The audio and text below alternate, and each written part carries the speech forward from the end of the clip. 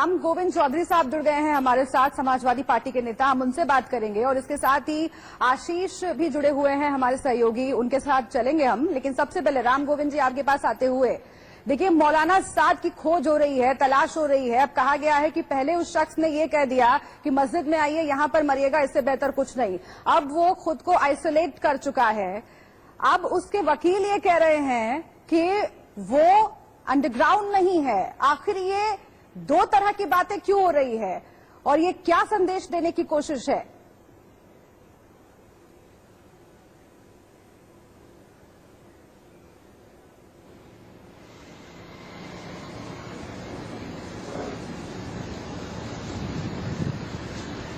चौधरी साहब, आपको आवाज आ रही है क्या मेरी? चलिए हम संपर्क करेंगे, लेकिन आशीष के पास फिलहाल चलते हैं। आशीष, अगर आप मुझे सुन पा रहे हो, मौलाना साद के वकील को हमने सुना और वो सफाई में कह रहे हैं कि अंडरग्राउंड नहीं है मौलाना साद। अगर अंडरग्राउंड नहीं है तो पुलिस के सामने क्यों नहीं आ रहे? एफआईआर दर्ज हो चुकी है, पूरे देश में कोरोना फैलाने का आरोप है और उसके बाद इस तरह की सफाई वकील की ओर से।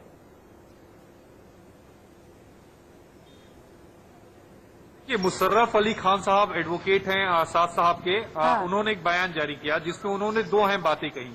पहली बात उन्होंने ये कही कि साद साहब जो हैं वो कहीं भी अंडरग्राउंड नहीं है। जो इस तरह की खबरें आ रही हैं कि साद अंडरग्राउंड हो गए हैं, वो अंडरग्राउंड नहीं हुए हैं। उन्हें एक नोटिस मिल गया है जो दिल्ली पुलिस ने उनके खिलाफ एफआईआर दर्ज की थी, जिस बाबत नोटिस जारी किया था, उस नोटिस का वो जवाब देंगे। दूसरी बात वो ये कह रहे हैं कि मरकज में जितने भी लोग शामिल थे वो खुद बाहर आए और डॉक्टर्स के पास जाएं या फिर प्रशासन के पास जाएं और ये बताएं कि मैं मरकज में शामिल था और अपना चेकअप कराएं।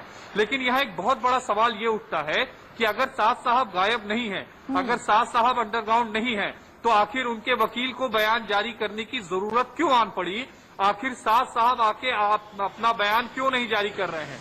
दूसरी अहम बात, क्योंकि मामले में अभी एफआईआर दर्ज हुई है, मामले की जांच चल रही है, तो ऐसे में साद साहब खुद ही आगे आकर जांच एजेंसी का सहयोग क्यों नहीं कर रहे हैं ताकि उससे कुछ जांच एजेंसी को लीड भी मिल सके? बहुत अहम सवाल है, बहुत अहम सवाल है। आशीष, आप बने रहिए हमारे साथ। लेकिन राम गोविंद चौधरी साहब जुड़ गए हैं अब हमारे साथ और हम उनका रुख कर लेते हैं। राम गोविंद जी, जो दो तरह की बातें की जा रही है, अभी ये वक्त था जब वो खुद सामने आते, पूरे देश में जिस तरीके से कोरोना फैलाने का आरोप लग गया है जमातियों पर, खुद सहयोग करते जांच एजेंसियों का, वकील की तरफ से बयान जारी करना, दो तरह की बातें करना, आप इसे कैसे देखते हैं?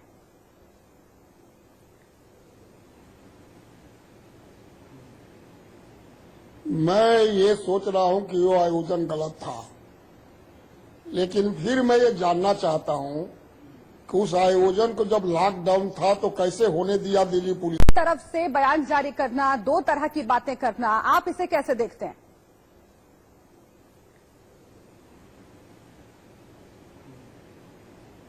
मैं ये सोच रहा हूं कि वो आयोजन गलत था, लेकिन फिर मैं ये जानना चाहता हूं कि उस आयोजन को जब लॉकडाउन था तो कैसे होने दिया दिल्ली पुलिस ने? जो विदेश से लोग आए उनको वीजा कौन दिया? अगर वीजा के बाद आ भी गए तो एयरपोर्ट से बाहर कौन निकलने दिया? मौलाना साद के वकील के बारे में कुछ कहिए ना, जो बयान आया है मौलाना साद के वकील का, उनके बारे में कुछ कहिए ना, क्योंकि पहले वो कह रहे थे कि मस्जिदों में ही आइए, उसके बाद अब खबर मिली है कि मौलाना ने खुद को आइसोलेट कर लिया है। ये जो गुमराह करने की कोशिश की गई, और अभी देखिए जब आरोप लगने लगा, पूरे देश से मामले सामने आने लगे कि जमाती गए और कोरोना फैला, उसके बाद भी सफाई दे रहे हैं, कह रहे अंडरग्राउंड नहीं है, सहयोग करने के लिए अभी भी तैयार नहीं है। सर, इस पर तो कुछ कहिए।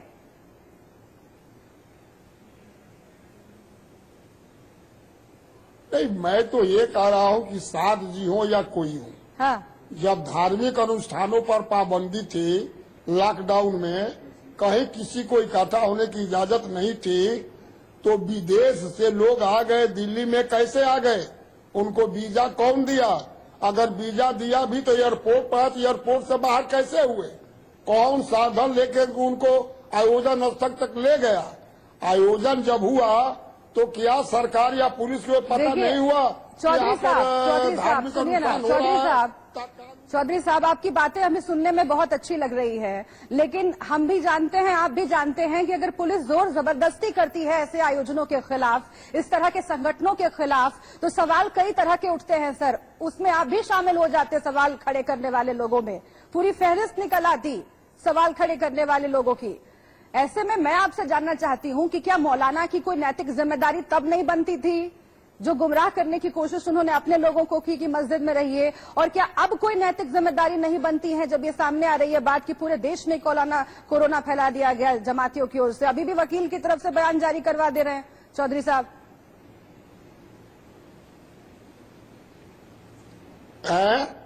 आवाजें साफ नहीं आ रही है। चौधरी साहब मैं पूछ रही हूँ कोई नैतिक जिम्मेदारी बनती है कि नहीं मौलाना की? तब बनती थी कि नहीं, अभी बनती है कि नहीं? सामने आना चाहिए कि नहीं उनको खुद? ये पहले तो आवाज से साफ आने दीजिए, आवाजें नहीं साफ आ रही आपकी बातें। आप मुझे सुन पा रहे हैं क्या राम गोविंद जी? चलिए कोशिश करेंगे हम आगे भी आपसे बात करने की। फिलहाल बहुत शुक्रिया आपका हमारे साथ जुड़ने के लिए। समझना पड़ेगा कि नैतिक जिम्मेदारी हर किसी की बनती है, जोर जबरदस्ती करना